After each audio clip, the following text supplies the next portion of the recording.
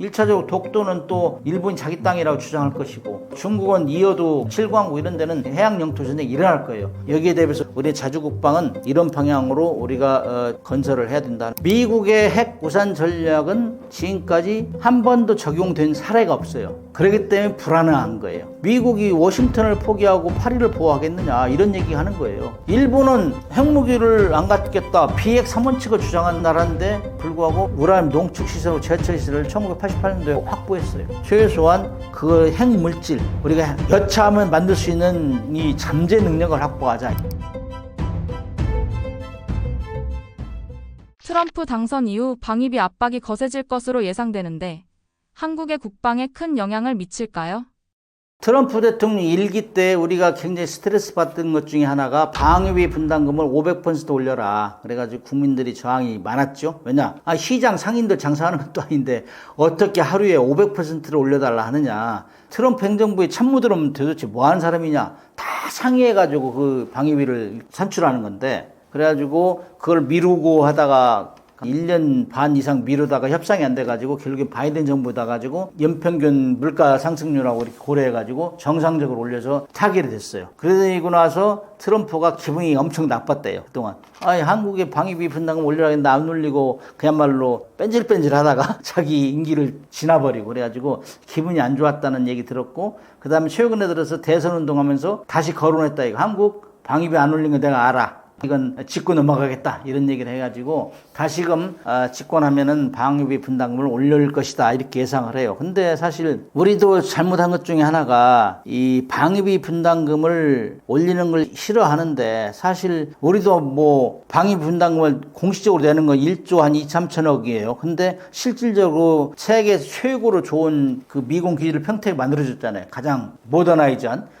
이런 거 하면서 우리가 실질적으로 들어가는 땅값, 뭐 세금 면제하는 이런 거 하면 한 3조 5천억 정도 들어가, 1년에. 그건 다 그런 걸 계산하지 않고 현금 받는 건 생각하는 거예요. 이 트럼프는 현금으로 들어온 것만 생각하는 거예요. 우리 땅 이런 거 다 계산 안 하고. 그런 것들을 잘 이해를 시켜야 돼요. 그래서 우리도 사실상 많이 주고 있다. 그럼에도 불구하고 지금 막 10조 이상 올리라 하니까 우리 이제 어떻게 할 것인가 지금 고민이 많이 있을 거예요. 그런 와중에 지금 이런 정부가 지금 불안해가지고 그런 협상 능력이 안 되니까 심히 불안한데, 아무튼 그렇게 하면서 우리도 최근에 들어서 뭐 또 연합 훈련하면서 전략 자산을 많이 전개했잖아. 항공모함도 오고, 그 다음에 핵잠수함도 오고 그랬잖아. 그런 것도 다 돈이에요. 그 다음에 스텔스기 오고 그런 건 다 돈이라고. 그런 것들은 우리가 때로는 요청해서 하는 게 있어요. 우리가 뭐 북한이 자꾸 뭐 핵실험하고 뭐 예를 들어 가지고 미사일 발사하고 막 위기가 고조되면 한번 왔다 가시오, 이렇게 요청을 하거든. 뭐 스텔스기 한번 왔다 시위기동 하시오, 이렇게. 그런 것들 다 돈을 줘야 돼. 그건 뭐 우리가 요청을 하는데 돈을 안 주는 게 있어.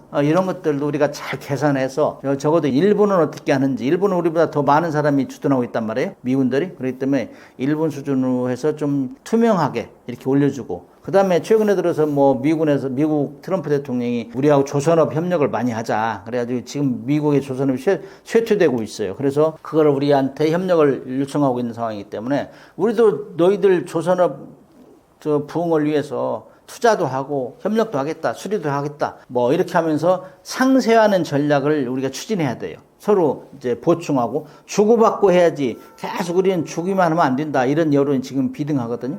그래서 트럼프 대통령이 되면은 방위비 분담금이 많이 올라갈 것이다, 올려달라 할 것이다. 그러면 우리는 어떠한 방법으로 그걸 올려주면서 우리도 이득이 있어야 된다. 그런 와중에 하나가 대두되는 것 중에 하나가 우리가 우라늄 농축시설하고 제철 시설이 없어요. 이거 사오는 것만 해도 엄청난 돈이 많고, 제철이 능력이 없어서 외국에 주는 돈도 엄청나게 많아요. 이건 한미 원자력 협정을 개정해가지고 개선해야 되는데, 이런 것들 같이 우리가 주고받는 전략으로 추진해야 된다, 그런 생각을 해요. 미군이 완전히 떠난 후에 한국의 군사력은 어느 정도일까요?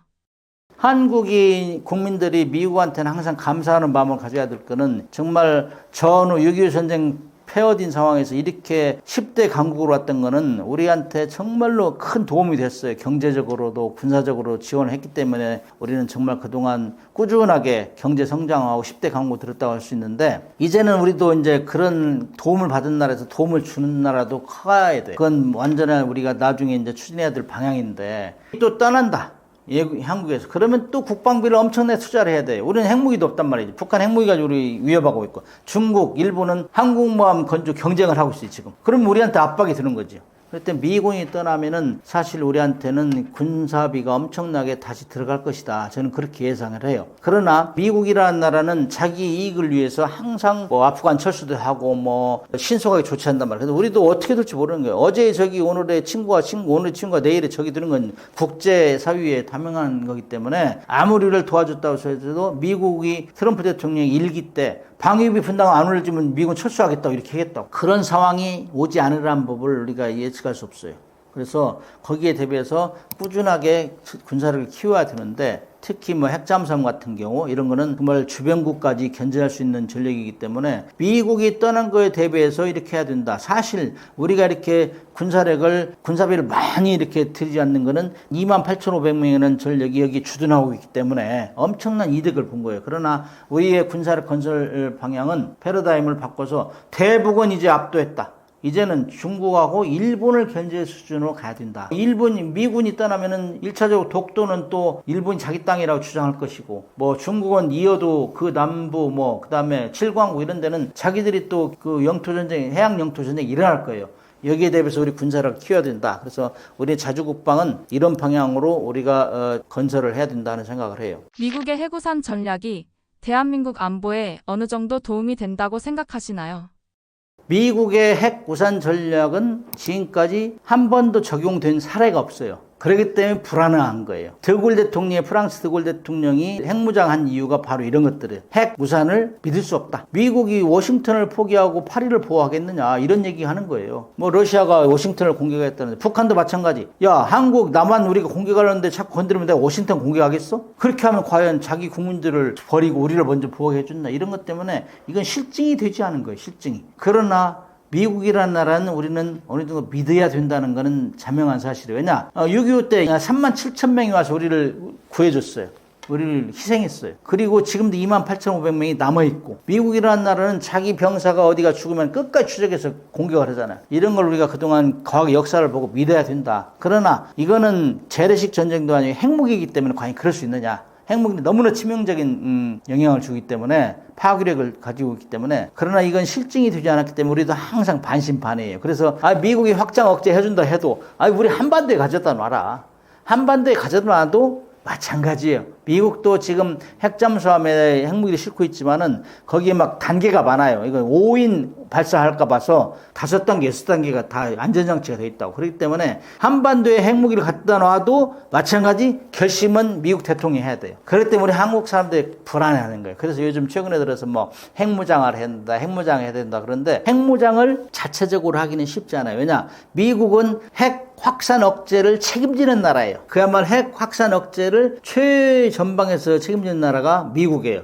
왕초라고 할 수 있어요. NPT하고 IAEA를 만들어가지고 막 못하게 하고 있다. 그런 나라가 우리하고 지금 미군이 주둔하고 있는데 우리하고 제일 친하다고 생각하고 혈맹이라고 생각하는데, 우리가 자꾸 나 핵무기 가질까 하면 반대를 분명히 하겠죠. 내가 있는데 너 나 못 믿어? 이런 정도로 나오겠죠. 그래서 쉽지는 않아요. 그래서 차선책으로 제가 항상 강조하는 것 중에 하나가, 우리도 우라늄 농축 시설이나 재처리 시설을 확보해야 된다. 일본처럼. 일본은 핵무기를 안 갖겠다, 비핵 3원칙을 주장한 나라예요. 핵무기는 제조도 않겠다고, 들여오지도 않고 보유하지도 않겠다. 이렇게 하는 나라인데 불구하고 미국하고 막 협상을 해가지고 우라늄 농축시설하고 제철시설을 1988년도에 확보했어요. 우리는 그거 전혀 다르잖아요. 우리는 뭐 없기 때문에 계속 사오는 거예요. 그래서 최소한 그 핵물질, 우리가 여차하면 만들 수 있는 이 잠재 능력을 확보하자. 이런 차원에서 저는 우라늄 농축이나 제철시설을 가져야 된다. 이 정도가 우리가 미국하고 요구할 수 있는 거. 그래서 미국하고 뭐 조선을 협력하면서 서로 주고받게 할 수 있는 하나의 의제가 되지 않을까, 저는 그렇게 생각을 해요. 한국의 자주국방을 막는 가장 큰 문제는 뭘까요? 한국의 가주국방에서 가장 큰 방해 요인은 뭐냐 하면은, 북한의 핵에 대해서 우리 국민들이 너무 걱정을 한다 이거예요. 왜 우리는 핵을 못 만들었느냐? 우리는 미국이 지켜준다고 했기 때문에 핵에 대해서는 그런 상황이고, 미국이 떠날 경우에는 우리가 어떻게 할 거냐? 그야말로 독자적으로 북한을 억제할 수 있느냐? 핵을 빼놓으면 억제할 수 있어요. 그러나 핵이 있기 때문에 우리는 항상 끌려다녀야 돼요. 이게 우리의 딜레마예요. 그래서 우리 국민들이 핵 무장을 계속 주장하는 이유가 여기에 있어요. 그래서 우리도 핵은 잠재 능력을 확보하고 그다음에 나머지는 미군이 떠날 거에 대비해서 중국이나 일본이 우리를 함부로 못하게 이 정도로 우리가 군사력 건설을 해야 된다. 미군이 있을 때는 한국은 육군은 병력이 많잖아요. 그래서 육군은 병력을 알아서 하고 해공군은 미군이 해준다고 해요. 그렇기 때문에 해공군을 크게 키우지 않았어요. 왜냐하면은 우리 작게 5027에 보면은 우리 대포권 3 이상 되면은 미국의 항모전단 4개가 와요. 동해 2개, 서해 2개. 그렇기 때문에 그 사람들 다 전투를 해주는 거예요. 그렇기 때문에 항공기가 많잖아요. 항공모함은. 그렇기 때문에 해외 공군은 건설할 필요가 없다. 그래가지고 해외 공군의 발전은 좀 지연됐어요. 육군은 좀 우리는 병력이 많이 있고 발전시키고. 그래서 그런 문제, 미군이 떠날 경우에는 해외 공군력이 약하다. 그런 차원에서 해외 공군력을 키워야 된다. 그 다음에 우리를 가장 위협하고 있는 것은 과거에는 북한이고 그런데 지금은 우리가 북한을 누를 수 있는 정도가 됐기 때문에 앞으로 미군이 떠나면은 일본하고 대화를 하면서 함부로 할 수 없는 이런 정도까지 우리 군사력 건설 패러다임을 바꿔야 된다. 이것이 공감대가 형성이 돼야 돼요. 그것이 우리의 이 당면한 과제다. 이렇게 봐요. 현재 한국 군대의 가장 큰 문제는 무엇일까요?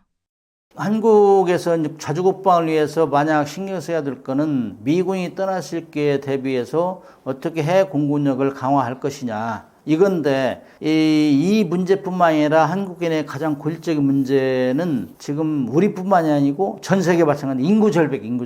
배를 아무리 좋은 배를 만들어 놔도 운용할 사람이 없는 거예요. 육군도 마찬가지. 그래서 어떻게 이 문제를 해결할 것이냐.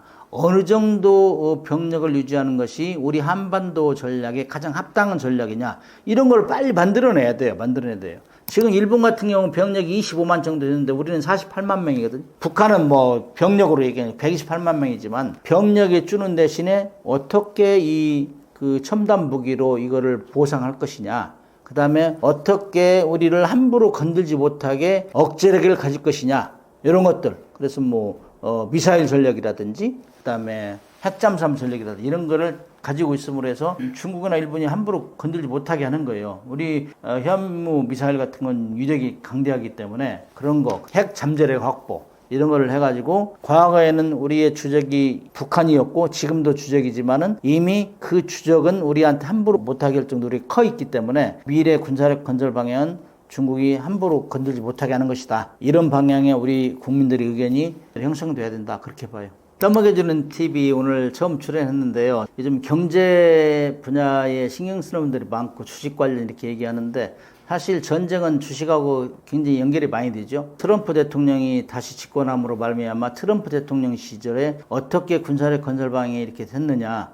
이 군사력 건설은 주식하고 직결됩니다. 전쟁하고도. 그렇기 때문에 당분간 트럼프 대통령이 재집권하면 방위비 분담 올려달라 할 것이고 그에 따라서 우리 자주국방 의지가 높아질 것이고 유럽 같은 경우도 지금 러시아 우크라이나 전쟁 때 방위비를 나토 국가가 2% 이상 올려야 된다. 최소 3% 올려라 이랬는데 지금 선거운동하면서 트럼프 대통령이 5% 이상 올려야 되지 않겠느냐. 왜 그냥 거저 먹으려고 하느냐. 왜 우리한테 이렇게 의존하느냐. 나토 국가 정신 차려라. 나토 너희들 말 안 듣는 빠지겠어. 이렇게 하기 때문에 전 세계에 국방비가 올라갈 것이다. 그러면 이제 우리의 이제 방위 산업도 계속 줄기차게 그 상승세 탈 건데 이런 부분에 대해서 투자도 하고 또 우리는 어쨌거나 이제 그동안 미군이 주둔해가지고 우리 평화 유지하는 데 도움이 됐지만은 항상 미군이 떠날 거에 대비해서 우리 군사를 건설해야 된다. 이런 방향으로 응원해 주시면 잘 될 겁니다. 감사합니다.